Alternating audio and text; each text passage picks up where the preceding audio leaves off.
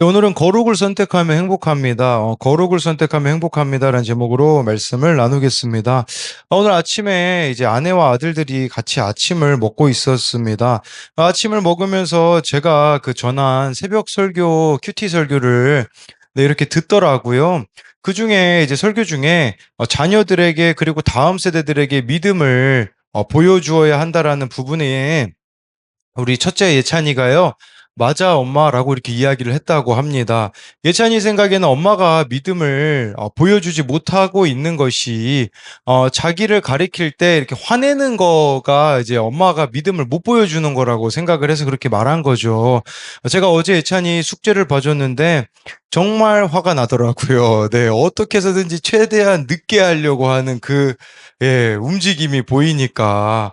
예, 참 답답한 부분들이 있더라고요. 그래서 예, 사람이 제일 모르는 게 있다면 자기 자신이거든요. 그래서 아내가 이제 아들한테 이렇게 얘기했다고 해요. 너는 어떤 죄를 짓고 있니? 라고 묻자 예찬이가 이렇게 얘기했다고 합니다. 잘생긴 죄를 짓고 있다고. 네, 예, 어이가 없어가지고요. 좀 겸손하게 좀 만들어야겠습니다. 네, 그래서 김병삼 목사님이 쓰신 예수님의 마음 알기에 보면요. 미국의 철강 재벌 앤드류 카네기라는 사람이요. 33살 나이로 사업에 성공하고 나에게 쓰는 글이라는 그 비망록을 쓰면서요. 이렇게 거기에 적었다고 합니다. 부의 축적은 우상 숭배 중에서도 최악에 속한다. 돈을 숭배하는 것보다 사람의 격을 떨어뜨리는 우상은 없다라고 통찰을 했다는 거죠. 그러니까 자기가 부자인데요. 이 돈이 우상 숭배가 되기 너무 쉽구나라는 것을 알았다라는 거예요. 그러면서요, 이렇게 거기에 적었다고 해요. 2년 후에는 사업에서 나는 손을 뗄 것이고, 오후 시간은 꼭 공부하고 체계적으로 책을 읽으며 보내고 싶다라고 했지만, 결국 그렇게 할 수 없었다고 합니다. 그런데요, 그가 2059개의 도서관을 지어 기부하는 등 큰 일을 한 거죠. 자기가 우상숭배가, 예, 이게 잘못된 것이라는 것을 알았기 때문에 그렇게 했겠죠. 근데 아이러니한 게 뭔지 아십니까? 그가 운영하던 제철소의 노동자들은 낮은 임금과 열악한 작업 환경에서 고통을 당했고 한 노동자는요, 다른 노동자를 대변해서 이렇게 이야기했다고 합니다. 우리가 그 카네기에게 바란 것은 도서관 건축이 아니라 임금 임상입니다. 라고 인터뷰하기도 했다고 한 것이죠. 그는 좋은 일에 돈을 쓴다고 생각했지만 자기가 소유한 것을 자기가 알고 자기가 원하는 대로 썼기 때문에 정작 예, 그가 일하는 곳에 많은 사람이 어려움을 당했다라는 것입니다. 돈이 자기 마음의 우상임을 알았지만 그것을 어떻게 뿌리 뽑아야 되는지 그는 몰랐다라는 것이라고 할 수가 있는 것입니다. 여러분, 진정으로 행복한 사람은요, 세상적으로 뭔가를 갖추고 성공해야 행복한 게 아니라 자기 자신을 아는 자입니다. 더 구체적으로 말하면 하나님 앞에서 내가 어떤 존재인지를 발견하는 자라고 볼 수 있겠죠. 그렇게 오늘도 이 말씀 앞에서 우리 자신을 참 발견하는 은혜가 있었으면 좋겠습니다. 첫 번째로요, 어린아이 같은 자가 행복을 얻습니다. 우리 13절을 같이 읽어보겠습니다. 시작. 그때에 예수께 주심을 바라고 어린아이들을 데리고 오매 제자들이 꾸짖건을 사람들이 예수께서 안수하고 기도해 주심을 바라고 어린아이를 데리고 왔다라는데 이 사람들은 당연히 부모들이었겠죠. 네, 부모들이 예수님께 안수 기도 받기를 바라여서 데리고 왔다라는 겁니다. 여러분, 진정 여러분들의 자녀가 행복해지기를 원하십니까? 예수님께 데리고 와야 되는 것이죠. 내 자녀가 인격적으로 예수님을 만날 수 있게 해주는 거, 그게 여러분들이 물려줄 수 있는 최고의 유산입니다.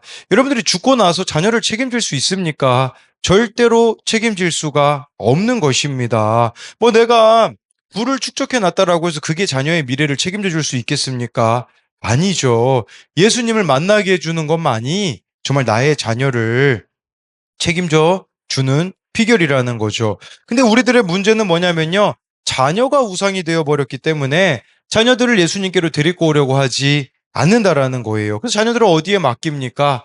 세상에 맡기는 것이죠. 여러분, 이렇게 되면, 네, 그래서 새벽부터 자정까지 자녀들을 학교에, 학원에 맡기는 게 우리의 현실입니다. 조금이라도 세상에서 뒤처지면 어떡하지? 거기에 모든 관심사가 있어요. 그러니까 무의식 중에 아이들에게 이런 가치관이 주입이 되는 거죠. 너는 무조건 이겨야 된다. 뒤처지면 안 된다라는 거죠. 그래서 지난 주일에 청소년 아이들하고 이렇게 나눔을 하는데 그 아이가 그런 얘기를 하더라고요. 고등학교에 다니는데요. 이 고등학교 아이들이 공부 잘하는 아이들이 어떻게 하는 줄 아십니까? 뒤에서 몰래 공부하고요. 노는 척을 한다고 합니다. 예, 그러니까 노는 척 하니까 막 그 다른 애들이 같이 노니까 예, 그 방심할 틈에 자기는 몰래 막 밤새워 가면서 공부한다고 하더라고요. 그러니까 쟤를 내가 짓밟아야 된다라는 이 가치관이 끊임없이 자녀들에게 주입이 되는 거겠죠. 여러분 이렇게 되어지면 어떻게 될까요? 신앙은 당연히 뒷전이 될 수밖에 없습니다. 예수님을 찾아온 이 부모들은요, 어떻게 해서든지 조금이라도 예수님에게 가까이 가려고 했습니다. 예수님께 내 자녀가 안수받기를 원했다라는 것은 무엇을 의미하겠습니까? 내 자녀가 하나님과 깊은 관계를 가지는 아이가 되기를 원했다라는 거죠. 하나님의 성품을 닮아가는 아이로 키우고 싶었다라는 것입니다. 디모데후서 3장 15절에요. 이런 말씀이 있습니다. 우리 같이 읽어보겠습니다. 시작. 또 어려서부터 성경을 알았나니 성경은 예수 안에 있는 믿음으로 말미암아 구원에 이르는 지혜가 있게 하느니라. 디모데후서는요, 바로 사도 바울이 디모데에게 쓴 편지입니다. 디모데는 정말 사도 바울의 동역자이기도 하였지만 정말 제자라고도 할 수 있지 않겠습니까? 그 디모데가요, 어려서부터 성경을 알았다라고 말씀해 주고 있어요. 여러분, 이처럼 믿음은요, 말씀을 통해 생겨납니다. 그렇게 아이들이 주일학교에 나와야 되고, 집에서 같이 부모가 큐티해 주는 것이, 예, 가장 좋은 거라는 거겠죠. 또 디모데후서 1장 5절엔 이런 말씀도 있습니다. 같이 읽겠습니다. 이는 내 속에 거짓이 없는 믿음이 있음을 생각함이라. 이 믿음은 먼저 내 외조모 로이스와 내 어머니 유니게 속에 있더니, 네, 이 지금 디모데가 예수님을 믿게 된 것은요, 외할머니 때문에 어머니 때문이라는 거죠. 그래서 외조모 로이스, 너의 어머니 유니게로 인하여서 내가 예수를 믿게 되었다라는 것은요, 여러분 이것만 봐도 우리가 알 수 있는 것은 여자의 역할이 얼마나 중요한지를 보여주고 있습니다. 여러분들을 통해서 이 신앙의 전수가 온전히 이루어지고 있는가에 대한 부분인 것이죠. 제가 어떻게 해서 이렇게 우리들 교회를 알게 되었습니까? 어머니를 통해서였습니다. 어머니께서 그 당시 유튜브가 발전되지 않았을 때 김양재 목사님 설교를 이제 MP3로 다운받아 달라고 하셨습니다. 그래서 저도 뭐 몇 번 들었던 적이 있습니다.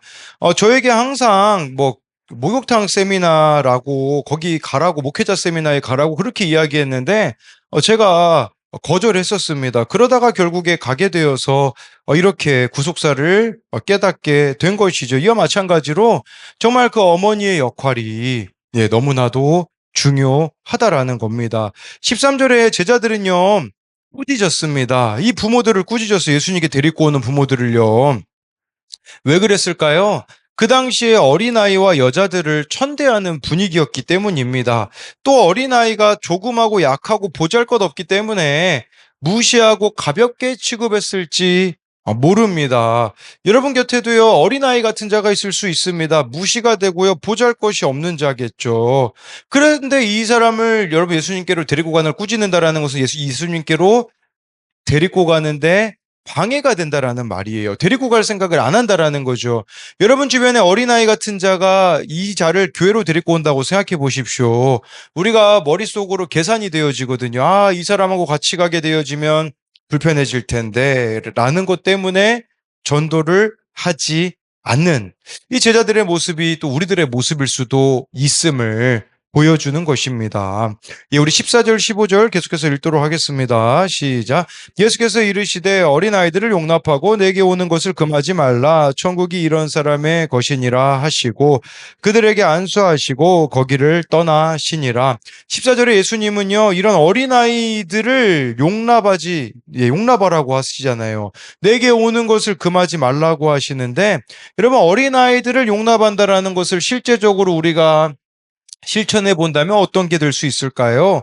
그것은 바로 자녀를 예배로 데리고 오는 것이고 큐티를 시키는 것이고 이상한 아이들하고 잘 지내게 하는 것입니다. 이게 필요한 것이에요. 예. 다양한 사람들하고 어울리게 해주는 거거든요. 근데 너무 자녀를 떠받들면요. 못 어울립니다. 자녀가 우상인 집안을 보잖아요. 그 자녀들이요. 절대 자기 급하고 맞는 사람하고만 이야기하려고 하지 급이 맞지 않는 사람하고는 어울리려고 하지 않는 모습이 있는 건데, 여러분 이것은 잘못된 것이라고 볼 수 있는 거죠. 여러분 그렇게 우리가 이런 목적을 가지게 되어진다면 내 자녀를 진짜 예수님께 데리고 가는 게 나의 목적이 되면요. 자녀가 예배에 늦을까봐, 큐티 안 할까봐, 나눔에 빠질까봐, 친구를 차별할까봐 애통해하고 안타까워하게 될 것입니다. 근데 여러분들이 실제로 걱정하는 것은 무엇입니까? 너무 예수를 잘 믿을까 봐 걱정을 합니다. 그러니까 적당히 하라고 하는 거죠. 그리고서는 학원에 늦을까 봐, 좋은 대학에 못 들어갈까 봐, 좋은 직장에 못 들어갈까 봐를 걱정을 합니다. 여러분 14절에요. 천국은 이런 사람의 것이라고 예수님이 하셨습니다. 이런 사람이 어떤 사람입니까? 천국은 어린아이 같은 사람이 간다라는 겁니다. 어린아이의 특징이 뭔 줄 아십니까? 예, 그 중에 하나는 아무것도 의지할 것이 없는 자라고 할 수가 있는 것이죠. 우리 예찬이가 처음 태어났을 때 얼마나 이제 소리사모랑 저를 힘들게 했는지 모릅니다. 뭘 힘들게 했냐? 얘는 밤낮이 바뀌어가지고요. 저랑 소리사모랑 처음에 교대하면서 잠을 잤습니다. 하루는 제가 밤을 새고, 하루는 소리사모가 밤을 새고, 그리고 이 아이들은요, 등에 그 센서가 있는 것 같습니다. 그러니까 바닥에 놓기만 하면 울잖아요. 그러니까 교대로 이 아이라는 것은요, 아무것도 의지할 수 없는 그 부모 손에 의지할 수밖에 없다라는 것도 볼 수 있겠지만 이런 측면으로 볼 수 있어요. 여러분 우리가 어린아이 같은 자가 된다라는 것은요. 여러분들이 의지하고 있는 걸 다 내려놓는 자가 되어줘야 된다라는 의미로도 볼 수가 있습니다. 어제 우리들 교회 중보기도학교 마지막 주차를 다녀왔는데 거기 어느 부목사님의 가정을 살리는 기도 강의를 해주셨습니다. 느헤미야 우리 1장 1절을 같이 읽어보겠습니다. 시작. 하가랴의 아들 알닥사스다 왕 제20년 기슬루월에 내가 수산궁에 있는데, 그럼 느헤미야가요 자기 자신을 하가랴의 아들이라고 소개합니다. 그냥 느헤미야라고 해도 되지 않겠습니까? 근데 아버지 이름을 언급하거든요. 근데 이 아버지 하가랴의 이름의 뜻이 뭐냐? 여호와께서 어둡게 하셨다, 방해하셨다라는 뜻입니다. 하가랴라는 이름만 보면요, 아마 이 하가랴라는 사람이 주변 사람들을 힘들게 했던 사람인 것 같습니다. 주변 사람들에게 원망받을 수밖에 없는 사람이었을 것 같습니다. 근데 느헤미야는요, 자기 자신을 소개하면서 하가랴의 아들이라고 소개하는데, 느헤미야라는 이름의 뜻은요, 여호와께서 위로하셨다. 즉, 내가 위로를 여호와로 인하여 받았다라는 뜻입니다. 이게 무슨 말이냐면요, 내 길을 어둡게 한 아버지 하가랴 때문에 미워하고 무시하는 게 아니라 하가랴를 통해 여호와의 위로를 받았다라는 겁니다. 아버지 하가랴 고난이 원망의 이유가 아니라 구원을 위한 하나님의 세팅이라는 것을 깨닫게 되었다라는 거죠. 쉽게 말하면 아버지 고난으로 인해 여호와로부터 위로를 받았다라는 겁니다. 여러분 우리에게도요 하가랴와 같은 존재가 있을 수 있습니다. 그 존재로 인하여 우리는 어린아이가 됩니다. 내 힘으로 할 수 있는 것이 아무것도 없음을 알게 되어 예수님께 나아가게 되어지는 거죠. 또 강의해 주셨던 분 중에요. 어느 우리들 교 부목사님은요. 이분은 그런 얘기를 하시더라고요. 이 목사님의 어머니는요. 박수무당 외손녀로 태어나셨다고 합니다. 그리고 외할머니는 박수무당의 딸로 자라 태어나서 자녀를 둘로 나누어 차별하시는 분으로 계셨다고 합니다. 차별을 받았던 어머니는 어린 나이에 급하게 불교 집안에 시집을 갔다고 합니다. 어머니는 아들과 딸을 낳고 남편이 자살하는 사건을 만나 과부가 되었습니다. 어머니에게 정말 어린아이가 될 수밖에 없는 사건이 벌어지게 되어지는데 바로 딸이 이렇게 또 죽은 사건인 것이죠. 그 충격으로 어머니는 모든 걸 정리하고 서울로 올라가서 먹고 살기 위해 식당을 하셨는데 식당에 오셨던 유부남과 아들을 낳으셨는데 그 낳은 아들이 목사님이었다고 합니다. 혼외자인 것이죠.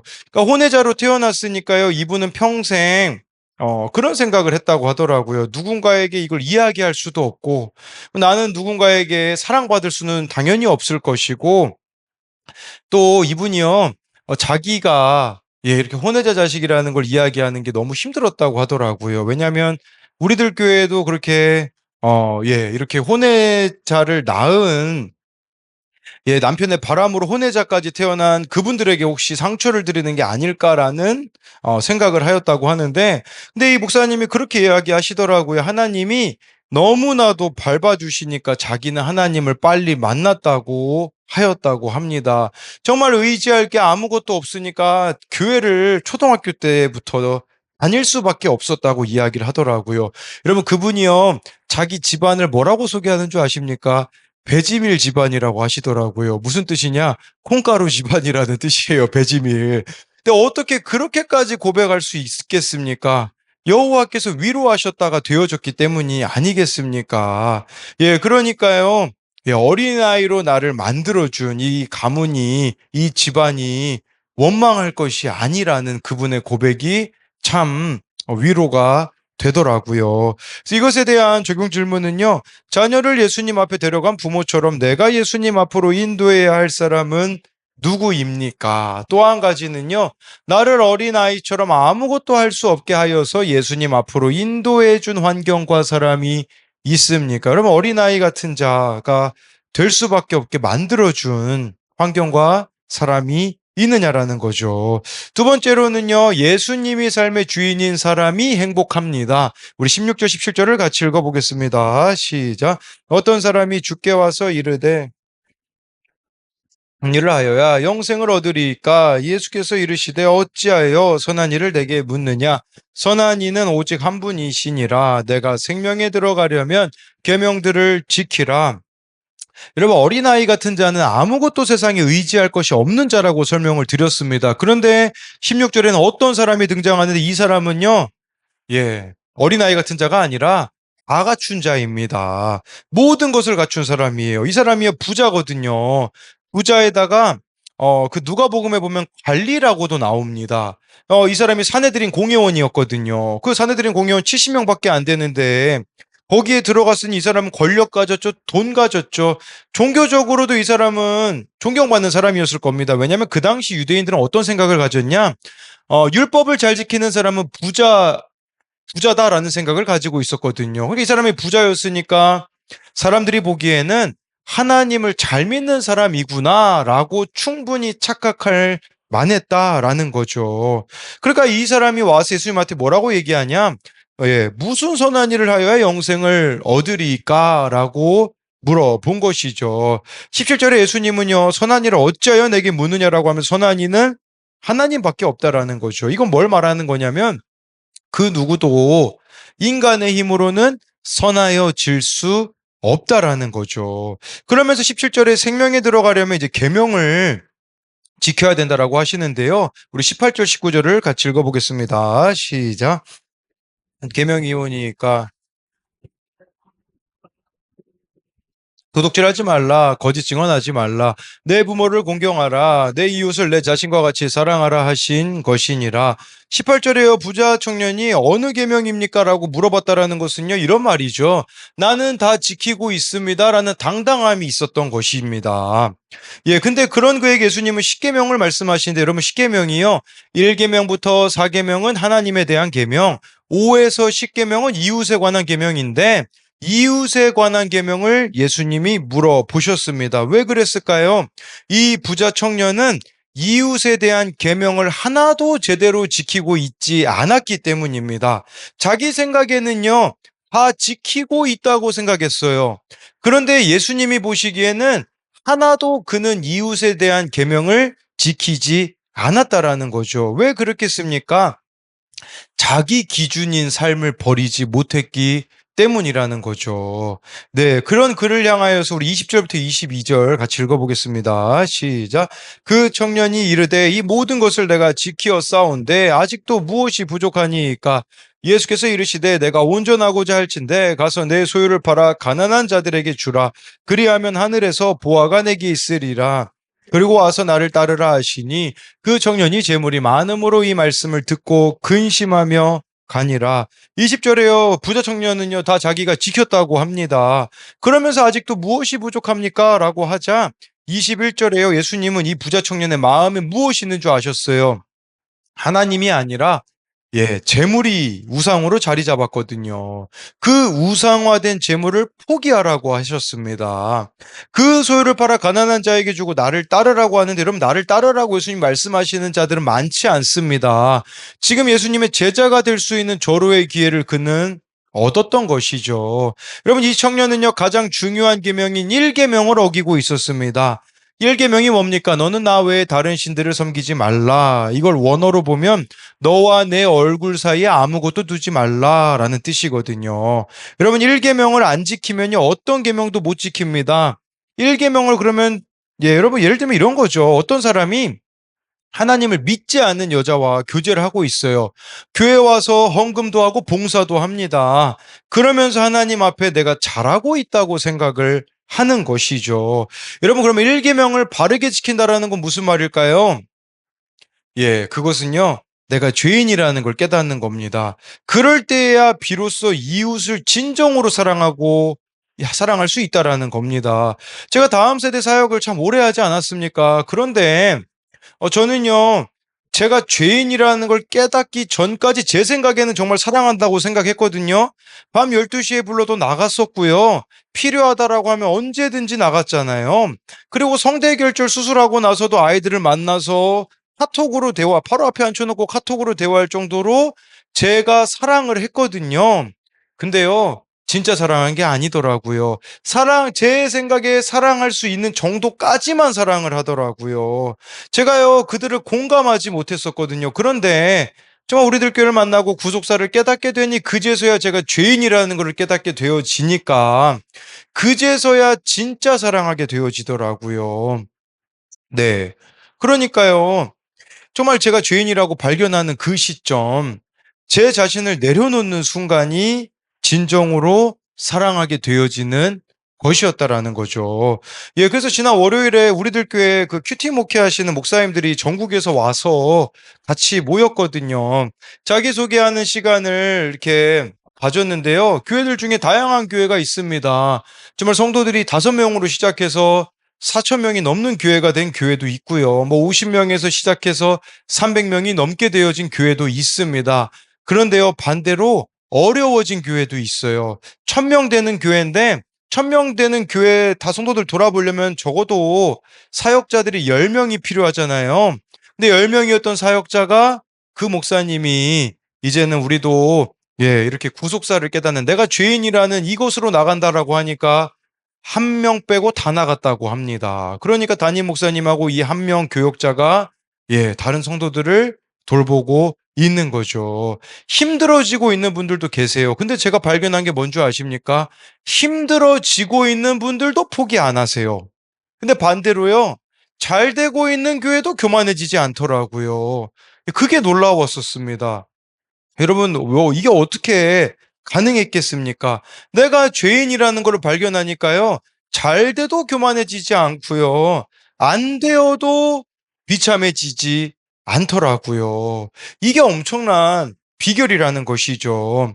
이 청년은 안타깝게도요. 22절에 재물이 많음으로 이 말씀을 듣고 근심하여 갔다라는 것은 뭘 말해주겠습니까? 이 청년이 가지고 있는 부유함 때문에 자기 죄를 못 보고 예수님을 떠났다라는 말입니다. 여러분, 우리도 예수님을 왜 못 만날까요? 내가 가지고 있는 부유함이 있기 때문입니다. 그게 내 마음을 든든하게 해주고 의지할 만하게 해주고 내 수치를 가려주기 때문에 예수님을 만날 수가 없는 것이겠죠. 그 부유함을 우리 인생 여러분 하나님이 사랑하시기 때문에 그 부유함을 깨기를 원하세요. 그 부유함이 깨지는 사건을 여러분들에게 허락하시는 것은 여러분들이 미워서가 아니에요. 여러분들을 사랑하시기 때문에 이대로 이 부유함을 내버려 두면 우리는 지옥에 갈 수밖에 없거든요. 하나님 앞에 죄인이라는 고백을 할 수가 없기 때문에 그 부유함을 깨뜨리는 사건을 우리들에게 주시는 것은 하나님의 저주가 아니라 사랑이라는 것이죠. 김양재 목사님이 그 얘기를 하시더라고요. 예, 뭐 의사 남편하고 결혼하지 않았습니까? 그 부유함을 추구하지 않았습니까? 그런데 그 부유함을 하나님이 깨뜨리시잖아요. 그래서 남편이 먼저 세상을 또 떠나게 되어지는 일이 벌어지게 되어지고, 그러니까요, 어떤 일이 벌어지냐? 스스로 부유함을 내려놓는 길을 가신다라고 이야기를 하시더라고요. 남편이 세상 떠나고요, 교수로서 살 수 있었습니다. 교수로서 살 수 있었는데, 근데 이분이 하루는 한 번은 교수로서 교수들하고 함께 미국인가 다른 나라의 그 비전 트립을 간 거죠. 거기서 뭐 같이 연주도 하고 예수님도 전하는 시간이 있었는데, 근데 교수들하고 모였을 때 자기 간증을 나누게 되었다고 하더라고요. 간증을 나누니까요, 막 교수들이 살아나는 모습을 보면서 이분이 어떤 선택을 하게 되어지냐? 화부가 됐잖아요. 먹을 게 없잖아요. 자녀들 살리려면 교수직 유지해야 되잖아요. 그런데 이 살리는 기쁨이 생기니까요, 그 교수 자리를 버리고, 예, 정말 자기 간증을 나누며 다른 사람을 살리는 길로 가게 되어졌다라고 이야기하시면서 그런 이야기를 하시더라고요. 큐티의 결론은 전도라고, 진짜 큐티를 제대로 하면 막 이걸 누군가에게 나누어 주고 싶어가지고 어디든지 가게 되어진다고 이야기를 하시더라고요. 이분이 어린 시절에는요, 교회 아이들 찌질하다고 안 어울렸거든요. 근데 그 부유함을 자기 손으로 버리게 되어지니까요, 재수생들이 귀하게 여겨져가지고 재수생 모임을 인도하게 되어지고, 정말 함께 할 수 없는 자들과 함께하게 되었다고 하더라고요. 제가 회개하게 된 게 그거였거든요. 아, 나는 여전히 지금 내가 가지고 있는 부유함이 있기 때문에 전도를 안 하고 있구나. 그래서 제 마음이 다시 불타게 되어지는 거죠. 뭐로 불타게 되어지냐? 아, 다시 전도하러 가야겠구나.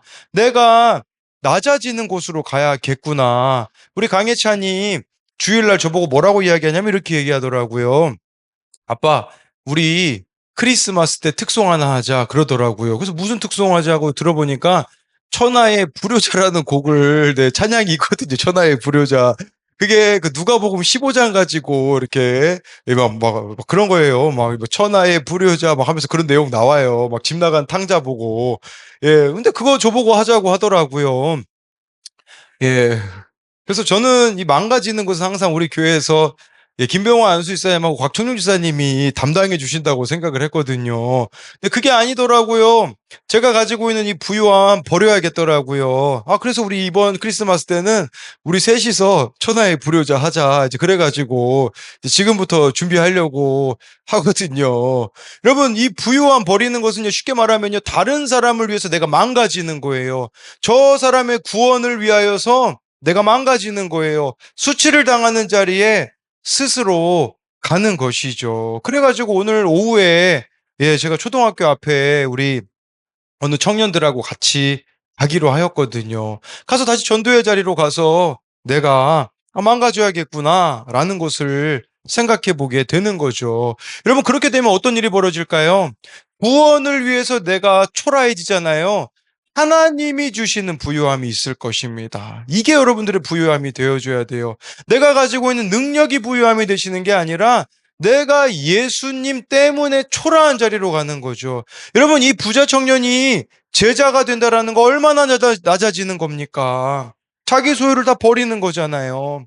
기회가 주어진 거잖아요. 근데 그거를 버리지 못하여서 여러분 너무나 안타까운 사실은 이 사람은 이름도 안 나옵니다.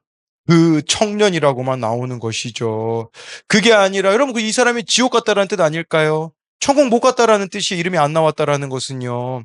내가 가지고 있는 그 부유함을 버리고 이제는 정말 초라해 보이는 그 자리로 나아가는 것이 하나님이 주시는 부유함으로 여러분들의 인생을 채워 주시는 것이라는 것을 기억해야 되는 것이겠죠. 네, 그래서 이것에 대한, 네, 적용 질문은요. 겸손한 척하지만 공동체의 권면을 듣지 않고 내 생각으로 묻고 있지는 않습니까? 부자 청년은 내게 부족한 게 뭐냐고 부르짖으며 자기 죄를 보지 못했습니다. 나의 죄를 보지 못하게 하는 부요함은 무엇입니까?